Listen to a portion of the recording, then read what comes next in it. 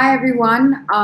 We're very excited to have all of you here and all of you join us for this extremely interesting and engaging conversation on higher education and specifically the IB route and how you can plan your undergraduate studies in a way that you're able to get into the best possible university. My name is Shagun Sethi. I myself have done my undergraduate in political science from Delhi University, and then I went to do my master's in global affairs from Columbia University in New York. I work as a human rights consultant and very recently published some of my research. So I think we can now start with the presentation that we have planned for all of you.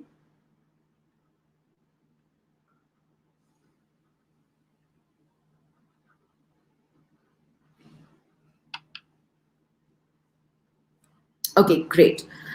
So I'm going to be talking to you guys about how you can plan your undergraduate studies. What are the different kinds of things that you require to make sure that you get into the best possible universities? What are the different techniques that are needed? What are the different stages that you need to pass? What are the different barriers and different kinds of hurdles that you need to pass? And everyone needs to pass when they plan this kind of a route for themselves. I will be happy to take any questions towards the end, or what you can do is send in your questions as I keep going and put them in the chat, and then we can keep addressing them one by one. Can we move to the next slide, please? So one of the important questions that comes to me a lot is that, why is it that we should even think about studying abroad? Given the fact that it's super expensive, given the fact that it's, like literally continents away from where you are and away from your hometown, away from your family. I think studying abroad is the biggest gift you can give to yourself. It's the biggest investment you can make in yourself and in your children. It is in a way the best thing that you as a person can own as an asset. And I don't say this because universities abroad are high and lofty, or because the education in and of itself is better, which is true. It's also because of the different kinds of exposures that you gain. First and foremost, the kinds of programs that are available in the United States, in the United Kingdom, are way more diverse than what are available in India.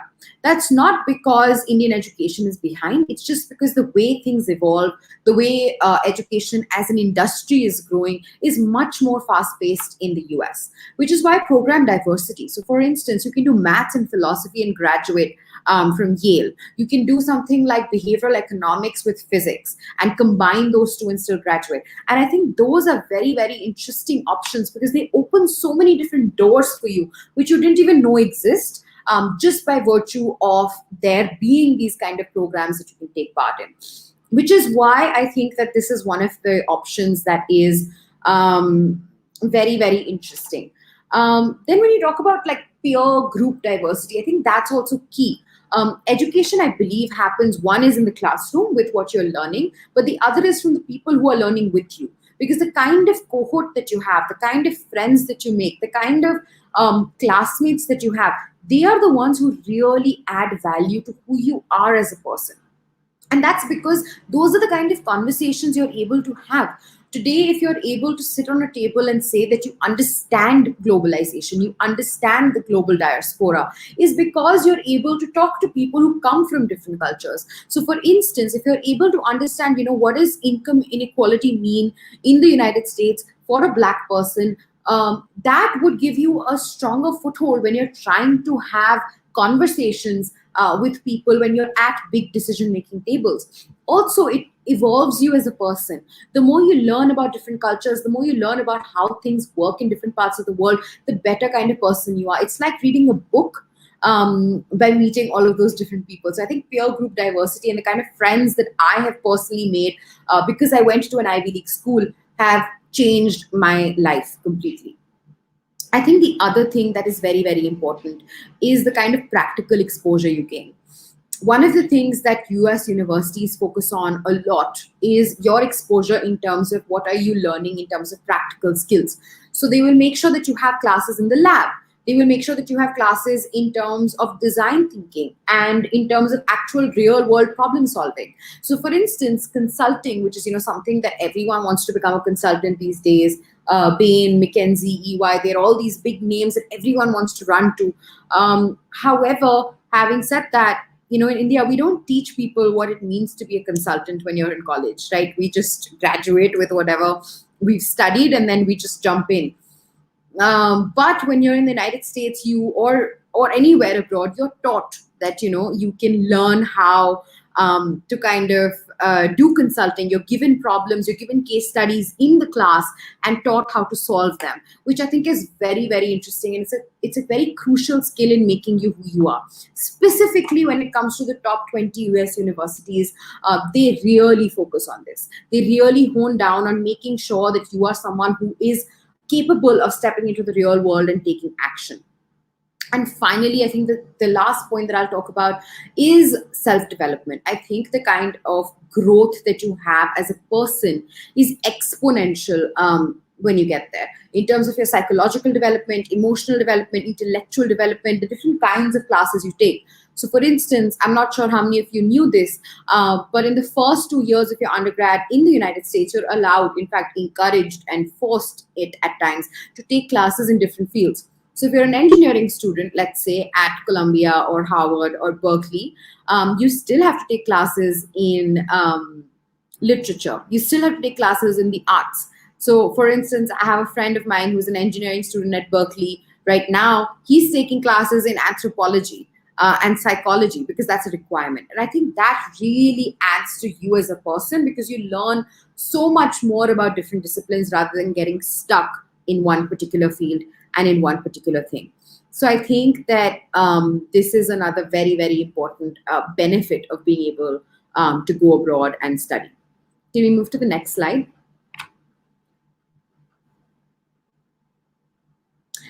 So what does this classroom, or what do these classrooms look like? Ivy Leagues are actually, and I'm just going to talk about the Ivies for a minute, just because I know that a lot of people here dream of going to one of these colleges. The Ivies in general are quite representative of the global populace. So as you can see here, more than like 10% of their population is international students. And this includes people who are not American. So you can have like Asian Americans, which are not a part of this list, which means that about 20% at a minimum of their students are not Native Americans, if I may say that. And so that means that you have so many international students who are studying at these schools that you gain so much exposure. You're going to be in the same class as Chinese, Japanese, Korean, Latin American, British, Danish, all these different diversities, ethnicities, nationalities coming together and learning. However, as you can see, that these numbers are between the 10 and 20% range. That's because, as everyone is aware, Ivy Leagues are very, very, very selective. And so I'm going to talk to you guys about how we can make this process more smooth for your entire application, and how is it we can kind of get into these Ivies. Let's move to the next slide, please. So the next question I get the most, apart from like, why should I go abroad, is what do these universities want, right? Like, what is the magic formula to get into an Ivy League? There is no magic formula, I'm sorry to say. However, there are different components which are magical, which can get you there. So we know for a fact that there are these few things that Ivies look at, and they want that, you as people and as children can work on to kind of push and get in. So the first thing that schools want is, or the top 20 universities or the top schools in the US want, is your school grades. Do you need to get a 98 in every exam? No, absolutely not. Do you need to get above an 80%? Yes. So let's aim to get above an 80% in your school between classes 9 and up. They don't look at anything you've done before class 8.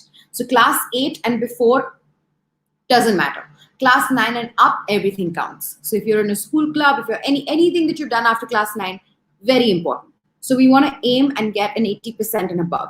The goal will be that in your predicted scores, and I'll explain that as we move ahead with our presentation, your predicted scores are very, very important. And in that, we want to get a 95 plus. Then you need test scores. Now, what are these tests? And I'll talk about them again in a minute. But tests are like the ACT, the SAT. These are standardized tests that all students from everywhere in the world have to sit and take. And why are they important? Basically, what happens is the way we study in India, for example, people in China, people in London don't study like that. So how is it that an Ivy League is going to be able to judge these different students? Is that they have a standardized test. So everyone across the world sits and takes the same test. And based on the scores that you get in these tests, you're able to kind of judge which student is smart, which student isn't. I know these tests are arbitrary, but these are very, very important. The next thing that's very important is your common application essay, or what they call the statement of purpose. This essay is your argument on why you should be taken. And I will explain how you can build this story of why it is that you should get a seat. But this essay is key. Then we need a bunch of letters of recommendation. These are letters written by your teachers, written by people you've interned with, people who you've done social work with, people who you have done all kinds of different activities with, who can attest and say that, yes, this child worked with me, or this child is in my class and is extremely smart. When you apply to the United States, there is a section in your common application called the activity list. This is something that not everyone knows about, but since you all are attending this, this is something that I'm sharing with all of you. It's a magical component which everyone forgets. Your activity list is basically 10 activities that you need to fill out. Now, these 10 have been decided by the college board, and this is not something that I'm making up. But you need 10 activities that you can show that you've done since class 9 up to class 12, which is why the earlier you start the planning process, the better it is for your application and for like moving ahead with what's happening. The next thing that you need is a CV. A CV is basically your activity list, so the different kinds of activities that you've done, different school clubs that you've been in, but also including internships and NGOs and research and your school grades, your ACT scores, everything. Your CV is like your biodata. And then finally, some universities like Stanford, for example, has 8 essays that you need to write on why you need to get in, and they ask you different kinds of questions. You see Berkeley and the UCs have different questions.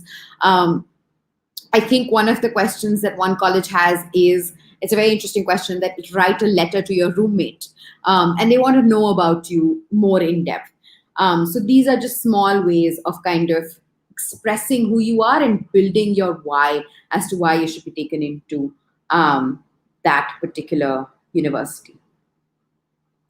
Let's move to the next slide.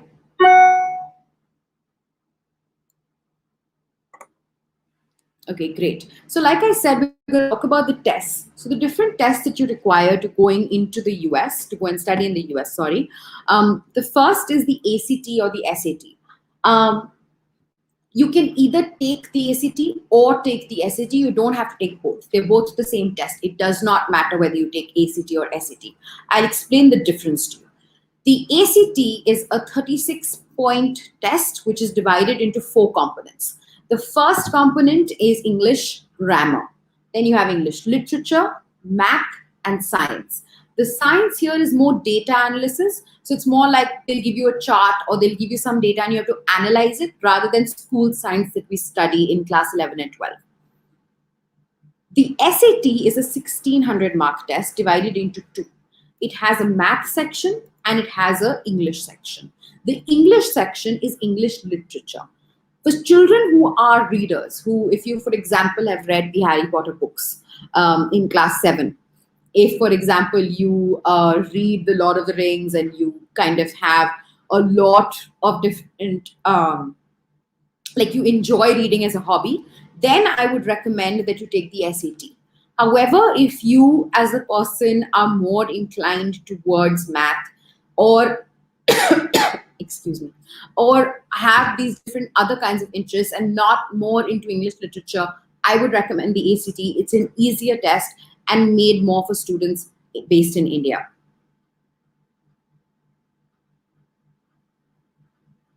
Excuse me. The next test that's very important is the Ielts or the TOEFL. The Ielts or TOEFL are English language tests. I'm recovering from COVID, that's why I have a cough. But the IELTS or TOEFL are English language tests which need to be taken just in order to prove that you're an English speaker and you're able to communicate with people. These are very easy tests. You don't have to really prepare for it. Maximum a few hours in 1 week and you're fine. Apart from this, there's a very interesting option that you have, which is to take, excuse me, which is to take advanced placement tests. These tests are just there to prove your academic merit. So you can take these tests to kind of show to universities that, you know what, I can score in my school, but I can also score beyond that, and I have this kind of academic merit that is required. Let's move to the next slide.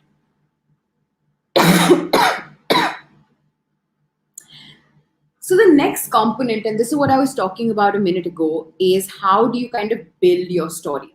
To build your story, there are different things that are required. And there's a, you have to really tell that you want to go to that school, not only because it's a great school or it's, like UC Berkeley or it's Princeton or Harvard or Columbia. You want to go to that school because this is who you are. And that school represents that. You want to go to that school because that school kind of exhibits everything that you want to be in your life.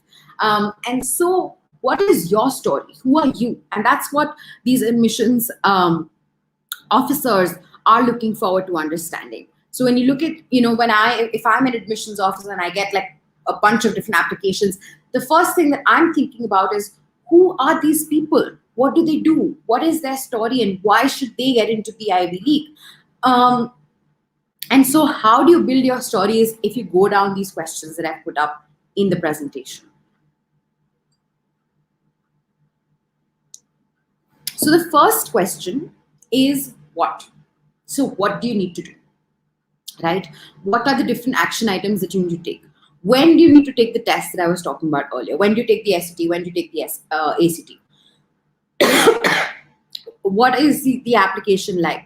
What are the different clubs that you need to join in school, for instance? So different kinds of action items that you need to take are your what.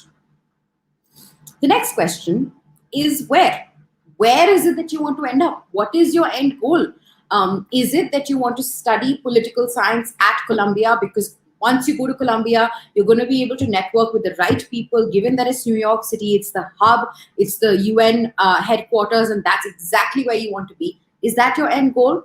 We need to define that. Do you want to go to Berkeley because it's in Silicon Valley? It has the most Nobel laureates in all the universities in the US, and that's why you want to go to Berkeley to study engineering. What is your end goal and where do you want to end up? That's the where. The next question that we come to is when. So when is it that you need to fit in these different action items? We've understood your end goal, right? We have the end goal clear and we understand what we need to do. But when do we need to do all of this? That's where you're going to make a timeline. And this is very interesting because you have to divide it up into the different years that you have. What do you do in class 9? What do you do in class 10? What do you do in class 11? What do you do in class 12? How do you kind of divide it? Which months do you need to do what in? This is where timeline building becomes very, very important. The next question that we have is why? Why are you doing all of this? So, and this is what is the most important question, I think, which is why I've pushed it down to the end. Your why has to be unique to who you are. You cannot just say that I want to do web development, like I can see some people in the chat talk about it. You cannot just say I want to do medical because I will make money. You can't say I want to go to Harvard because I want to become Jeff Bezos. You cannot say that. Why is it that you want to go? What is your unique story? And that's where you have to build it up. So, for example, when I was applying to Columbia, my why was that I, as an Indian woman, have seen so much discrimination around me, have seen so much gender-based violence, that for me, I wanted to study international relations to change the ways in which women engage with society. And that was my why. And so once you've defined your why, you then move on to how. How have you displayed your why? Like, how are you kind of trying to prove that your why is feasible, is something that you're actually very, very interested in? You do that by doing different things. So you need to have unique deliverables that only you have done. So, for instance, you can start a non-profit initiative. For example, if I wanted to do it because of women, I could start doing an initiative supporting women's rights in India. If I want to study law, I could start doing something like doing research in different kinds of laws on child rights and child marriage in India. So these different permutation combinations of unique deliverables that you need to create are your how. Let's move to the next slide.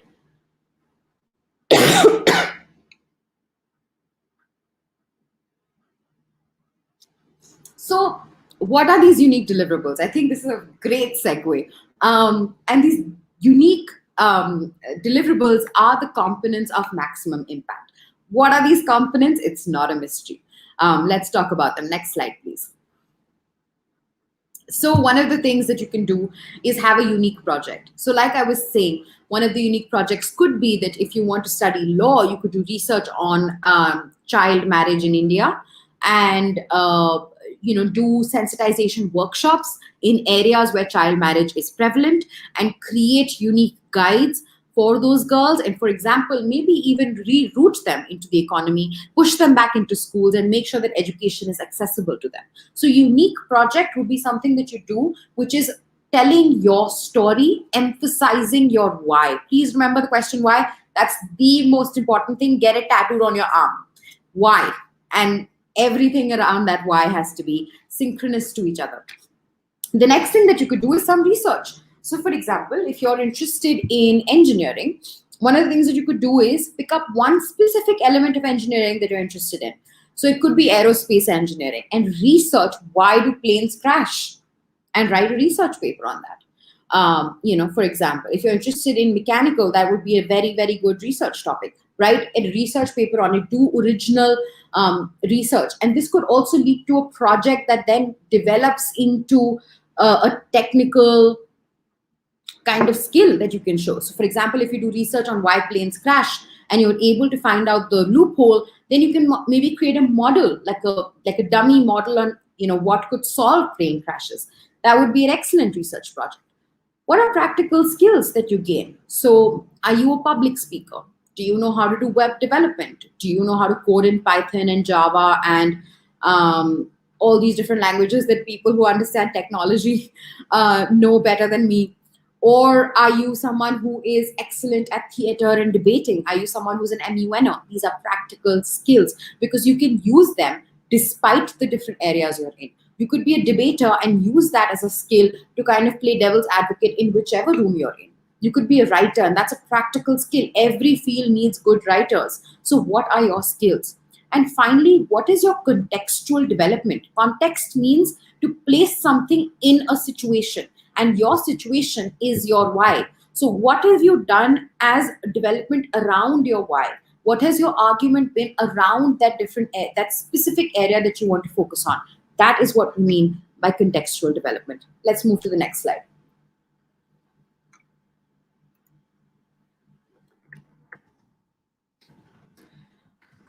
The next thing that is very, very important is the process of applying. The first thing that we end up doing is choosing the program. So what is it that you're going to apply for? That's what this question answers. The program could be gender, the program could be sociology, the program could be biotechnology, mechanical engineering. This is something that I will say is the biggest benefit of going to the United States. You can go with anything and switch your major like this. So you can get in saying that you want to study mathematics and graduate with a degree in economics. It doesn't matter. They will ask you to sign a form at the end of your second year to choose your degree and what you want to major in. And therefore, it is very, very important to kind of choose the right program to get you into the college. Not that you have to graduate in that, because you will be able to, like I said earlier, you will do a lot of self-development. And once that happens, you might switch your major. So the first thing is to choose your program. Then we choose the right fit. Now, not all colleges are made for all people. I, for example, went and studied at Columbia. Maybe an Oxford wasn't meant for me because Oxford is very academic and academia heavy. Columbia is more about networking and being practical, and I am more of that. So you have to choose the right fit program for who you are. Then you need to get all your documents in order. So everything I was talking about earlier. all your test scores, all your certificates, all your letters of recommendation. We need to get them together, keep them on a Google Drive so that we're ready to just upload and hit send. Then we need to fill these long university forms. These forms could be anywhere between, I wouldn't say one page, between like 5 to 30 pages. I've actually filled up forms that are like that long. So it takes a long time to fill up these forms. So we get them and we push them together. The next thing that we do is send your official test score. So once you've taken the test, you have to send it officially. You cannot send the test score. The ACT board has to send it. The college board has to send it. You can't do it. Then some universities call you for an interview. Some universities will send you a conditional offer that you have to get this much in your boards or this much in your Ielts and so on and so forth. And then finally you get your offer letter and you're off to university. I'm just going to answer this question that's on my screen. What have you done your graduation or postgrad in, and how do you develop your communication skills? I'll take that towards the end. It's an excellent question. Next slide, please.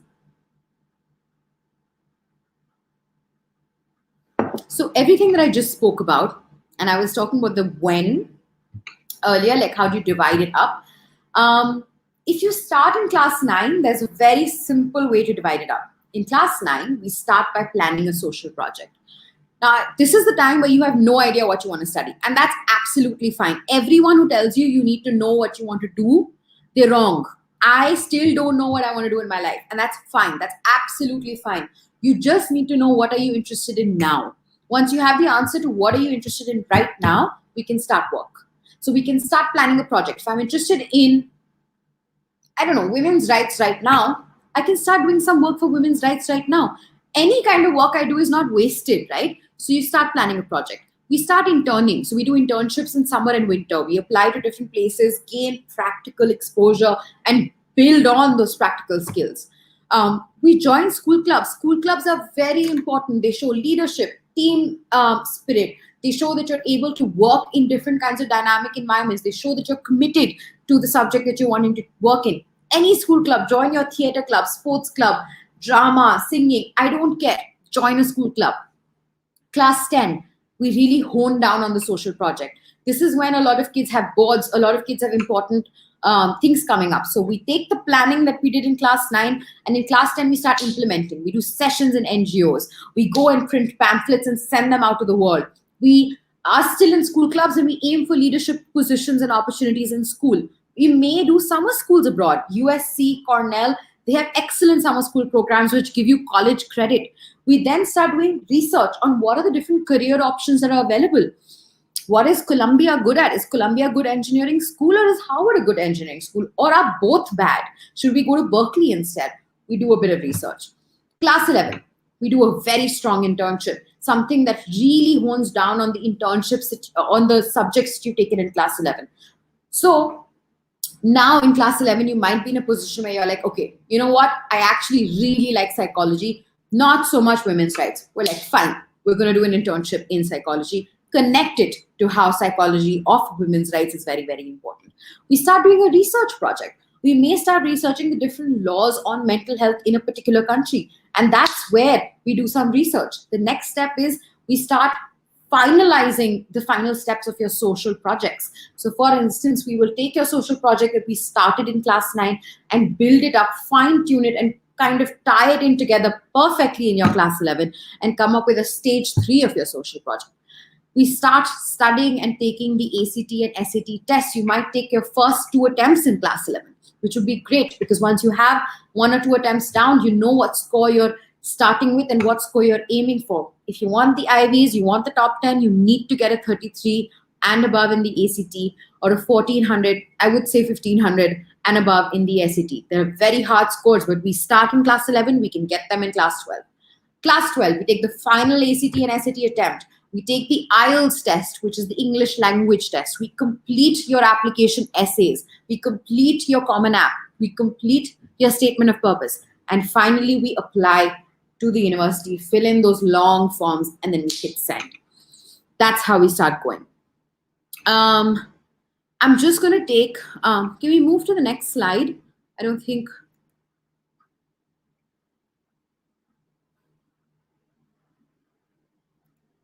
Okay, so before we move to the next slide and before we talk about our students and our process, I'm going to take some of the questions that we had over here.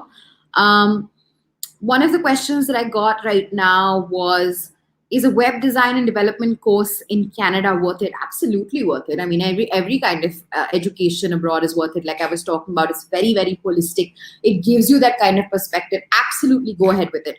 But I would say that it depends on the course you get. It depends on the scholarships you get. And Aditi, one of my colleagues, is going to talk to you a bit more about that. What should I opt for after doing non-medical in Canada? Anything. I mean, I need a little more context on your particular situation before I can comment. Someone has asked me, what have you done in your graduation? I did my undergrad in political science. I did my post-graduation in global affairs. How do you build your communication skills? You need to be able to do a lot of theater workshops. That's something that we recommend to all our students that come to us in grade 9 and 10. Even grade 11, I think theater and public speaking is very important, because if you learn how to do those things, you can network very easily and you're able to make your presence felt in any room that you're in. What are the best universities in Canada for entrepreneurship? That's a very specific question. It depends on whether you're going for your undergrad or postgrad. UBC is excellent. Toronto is excellent. University of Waterloo. All of these are excellent universities in Canada. Someone has said what to do for scholarships. For scholarships, now that's an interesting question. In the United States, you get scholarships in 3 different ways.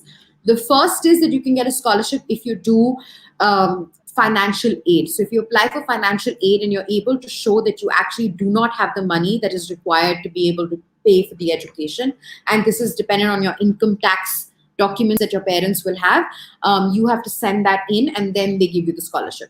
The next is merit-based scholarships. These are very, very, very few for undergrad, or zero for undergrad, I would say.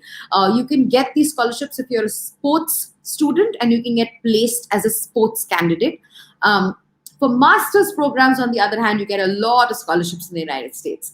So keep that option and keep that door open. I think I've covered all the questions. Someone has said, I started planning in class 12 and I feel like my grades and extracurriculars are not enough. Do you have any advice? Yes, I don't think it's ever too late to begin. Of course, we would love for you to have started in class 9, but even now it's not too late. We have a full summer ahead of us. We are doing everything online. Take this as an opportunity. COVID has robbed us of everything, and I know it's a very, very, very hard time for all of us right now, specifically in India. However, having said that, we have a lot of options and opportunities open for us. Do a strong internship in the summer.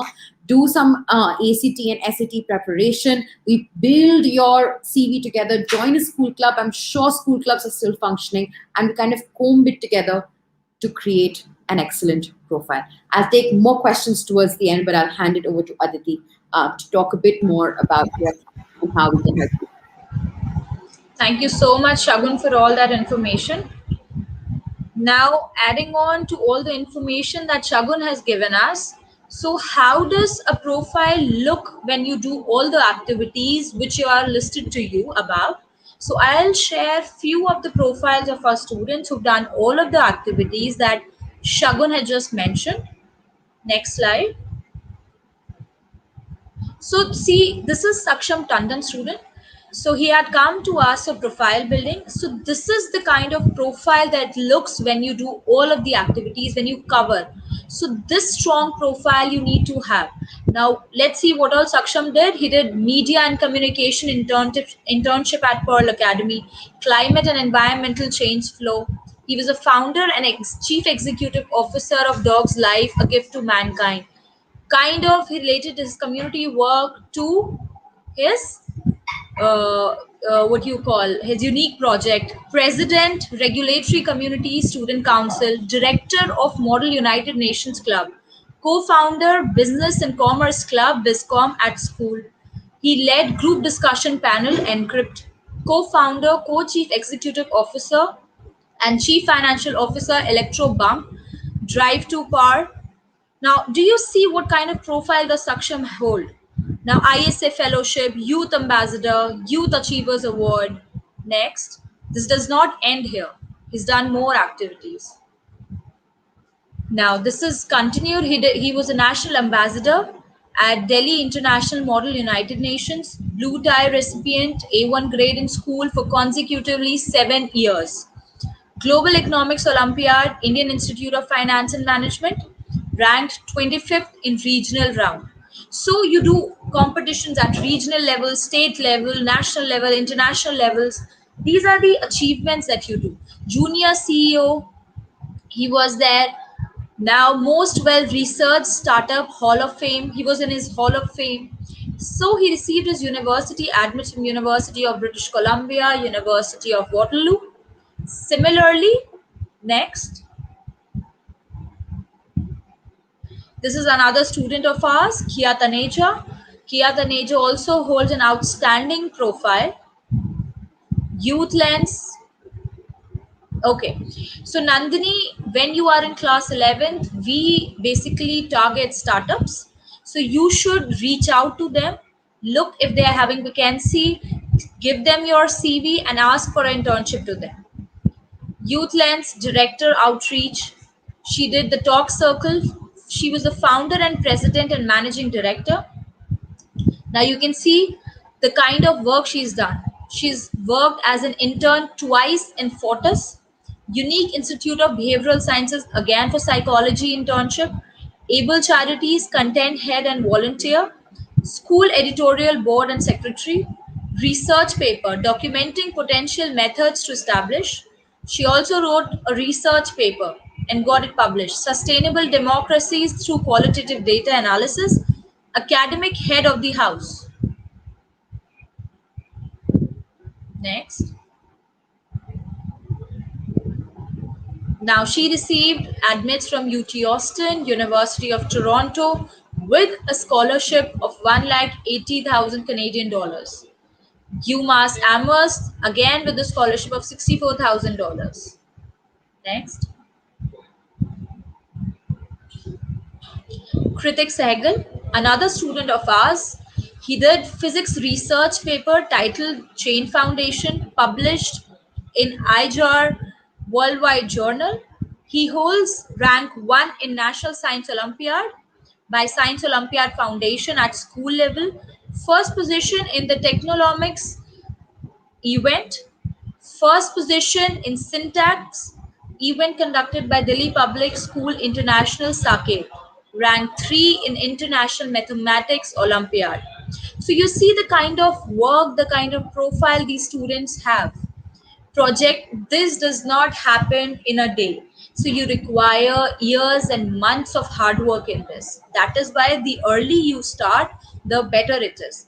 And also with the guidance of a professional mentor or an experienced person.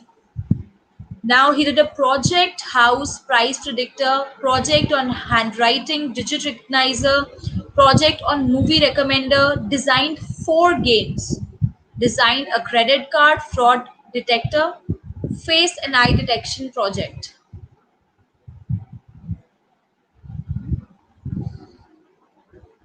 Also, he was the main drummer in the school band. Volunteer Ek Pehel is an NGO.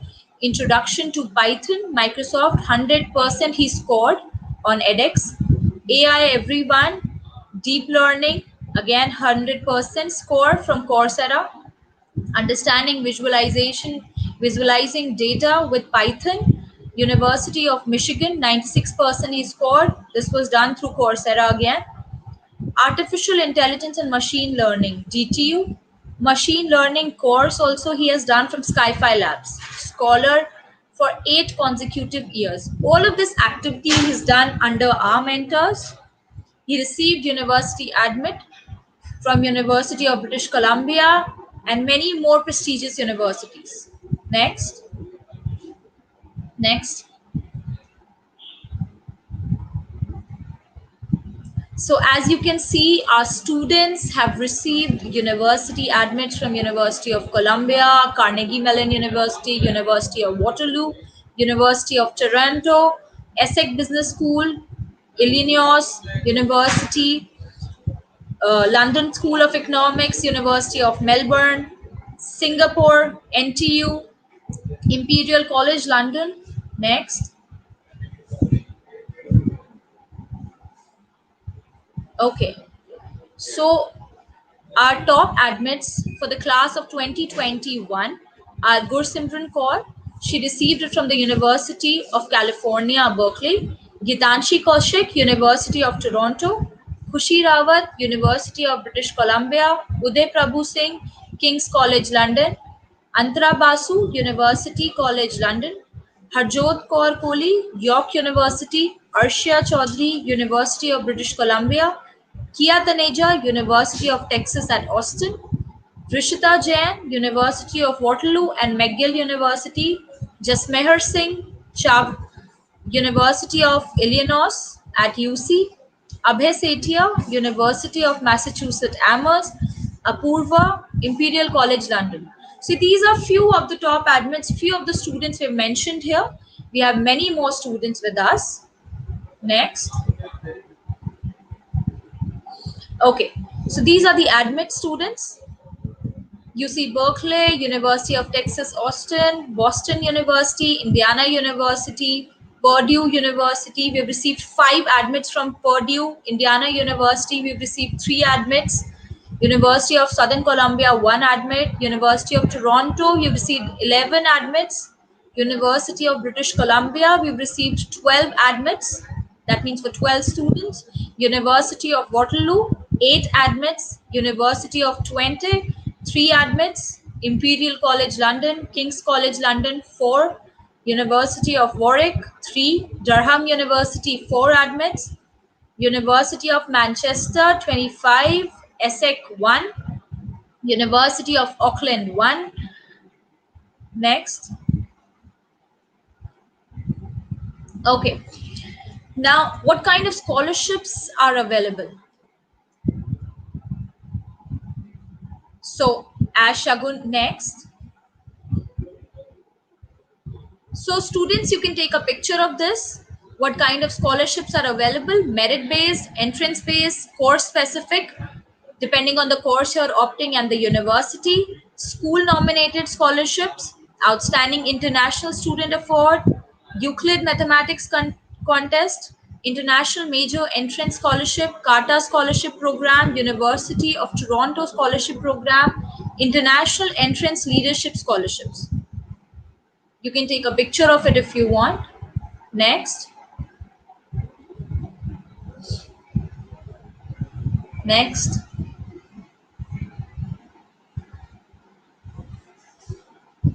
Sorry, the previous slide.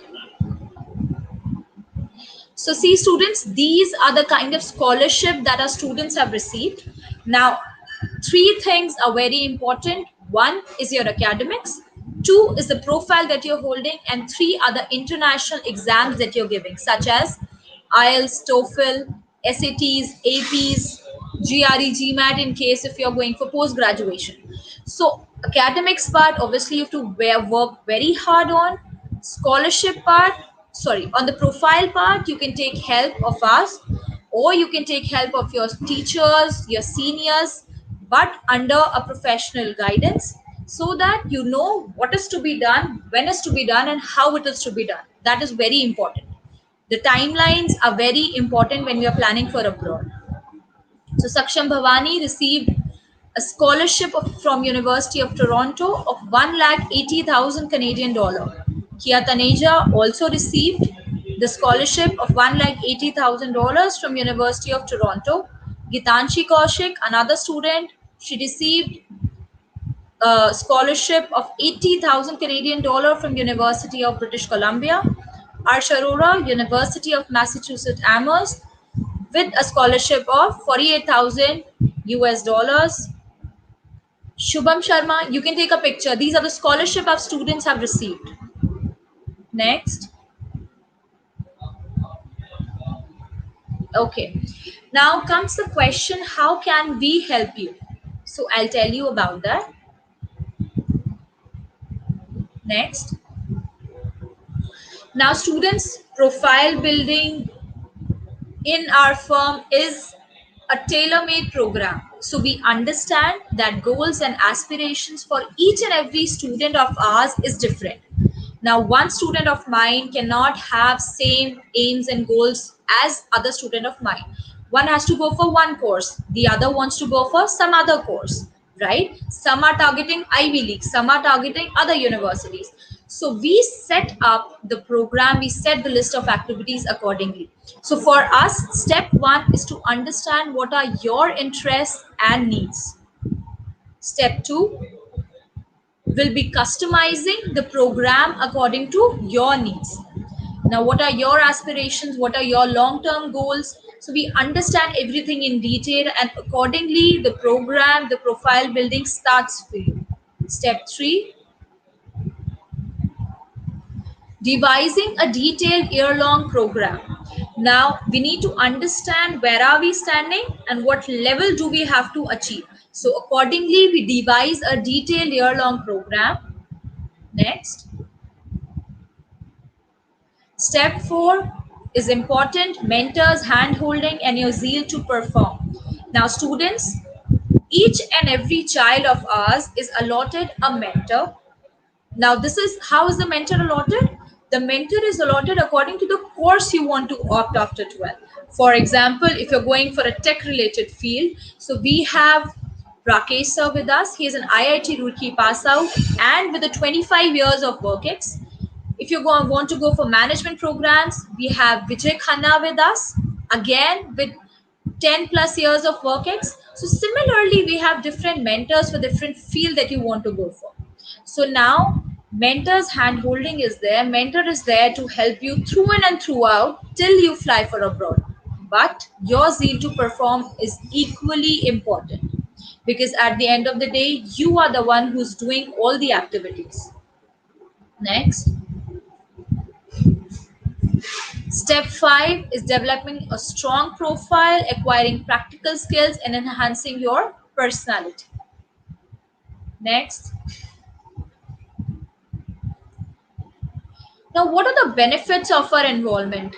So, this is not a rocket science that we are doing, but what will be the benefits if you come to us or we help you? Next. So, an experienced industry mentor who befriends with you in unlocking your true potential. Now, it happens with many students. It happened with me as well. Even I did not know what my potentials are until and unless I took help of an experienced person. There were my mentors who helped me to understand what potential do I have. So similarly, the mentor is an experienced industry person. He knows looking at you, having discussions, having sessions with you, they know what you're capable of, right? Next.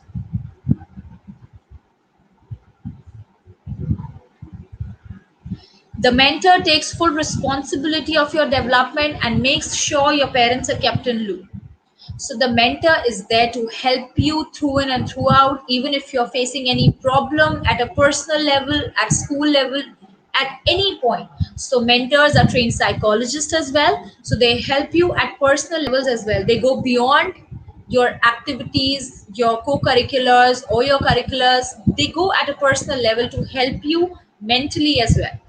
And obviously your parents are kept in loop. We have WhatsApp groups created. Parents know whatever activities or whatever success we are having. Next. Now the mentor not only guides you with the extracurricular activity, personality development, practical skill, but also shows you the right career path forward, which is very important because we are career counselor. So all of the activities that we are doing that I mentioned, your career is main. It will not get lost in all of these activities. All of this happen in a direction to reach that goal. If you're going for management, so how do we go about it? Your internship will be towards that. If you're doing community work, so we ask them to let you manage their events. On the same side, if you're going for tech related field, so we request them to let you handle their social media accounts or something related to tech. So this goes step towards your career. This does not take you away from your career. Everything happens in a direction. Next.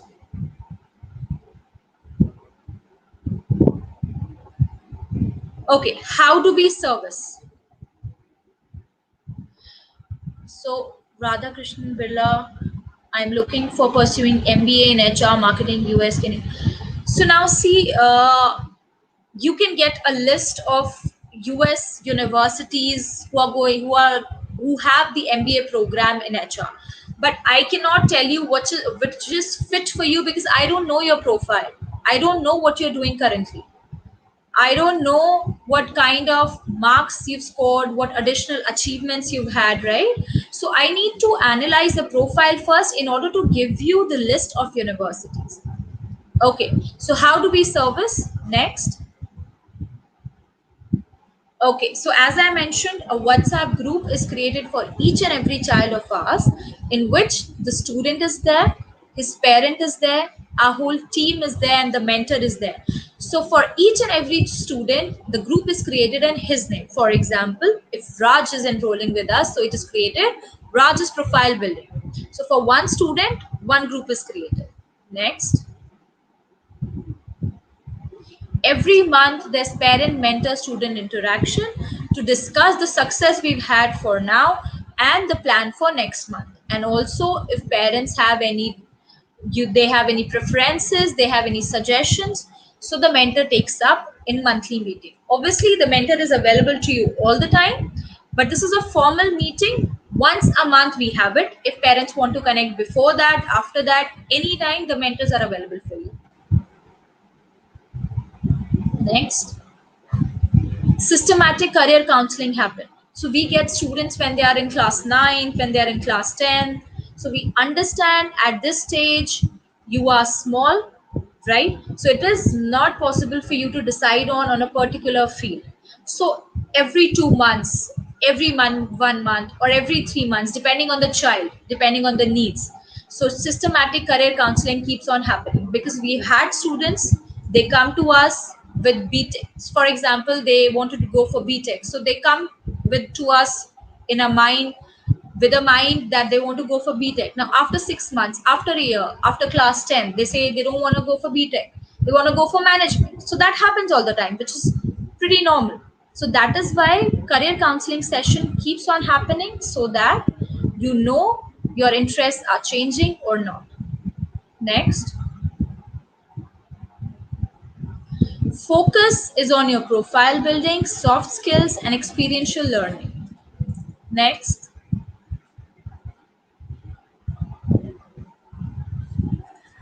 Yeah, be aware sometimes we tend to over service because we like to help our students. We go out of the way and help them as well. Next. So students, you can contact us on the numbers given here. Whenever you want to start on with profile building, applications, we are here to help you in every way possible. Thank you so much.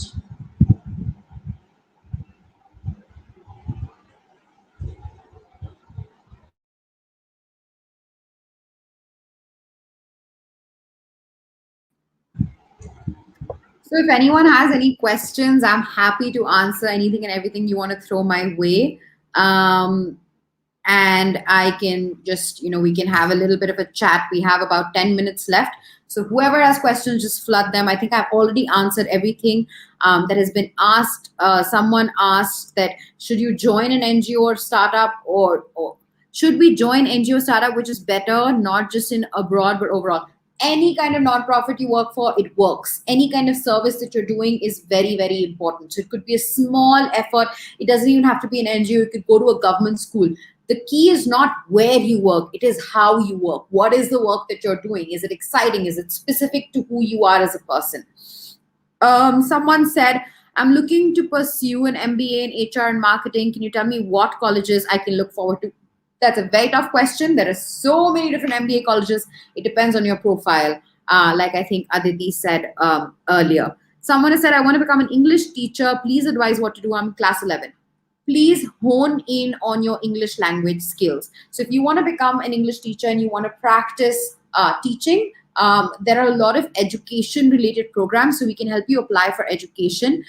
It's a stream where not a lot of people apply, so you'll have that advantage because the acceptance rate will be higher for you. And we want you to do a lot of English. Your English needs to be impeccable if you want to teach English. So you need to read a lot. My first step to you would be just read. Second step, join us so I can help you apply for education. I want to volunteer for an NGO, but COVID is such a pain. Okay, guys, this is what I'm going to say again. I currently have COVID. I am recovering, touch wood. But I will say this, that there are so many ways in which you as a person can volunteer right now, and so many things that you can do right now. The world is literally burning outside our windows. Please use this as an opportunity to step up. You, our school systems, as private elite people, yes, our schools are working, but government schools have stopped. Teachers are not able to teach. You can go ahead and be that person who's able to provide that kind of service. There is so much you can do. Online classes, online webinars, just like this. We can do we can do donation drives on providing technology to students who come from underserved backgrounds. There's so much to do. Do you know any good universities for BMS? I mean, of course, I know a lot of good universities. It depends on who you are and what your application is. Is it okay to aim abroad in this COVID situation? Absolutely. The US, in fact, is going to probably open up its schools in a physical capacity in this fall, which means this summer, which means after the summer, I meant. And so definitely apply.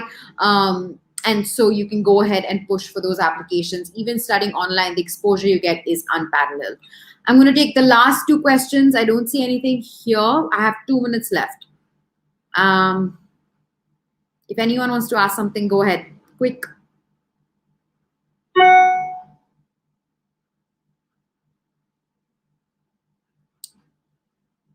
But like I said, guys, and what I was saying earlier, please use this as an opportunity. We have a lot of things that we can do. There's a lot that you can do in this long summer that we have ahead of us. We're all going to be tied into our homes, and we can really build our profiles and hone in on who we are as people. So just push. Which organization will give internships to grade 11? My clear answer, and this is something that I say a lot of times, don't take no for an answer from any organization. Fortis is a great institute if you want to do internships in psychology. So it depends on your field. But I've had students intern with the biggest companies, Microsoft, Google, EY, Bain, I mean, I've interned at so many different companies. You can work anywhere. Don't take no for an answer. It's about how you apply. It's about the technique that you use. And there are specific techniques that we can help you with. So I think with that, and I think that was a great kind of conclusion, that is how you do what you do. It is the purpose that you have to define. Remember the 5 questions that I spoke about earlier. Remember your why. Write it down in front of you on your wall. And I wish you all the very best of luck. And I hope to see you guys soon. Thank you.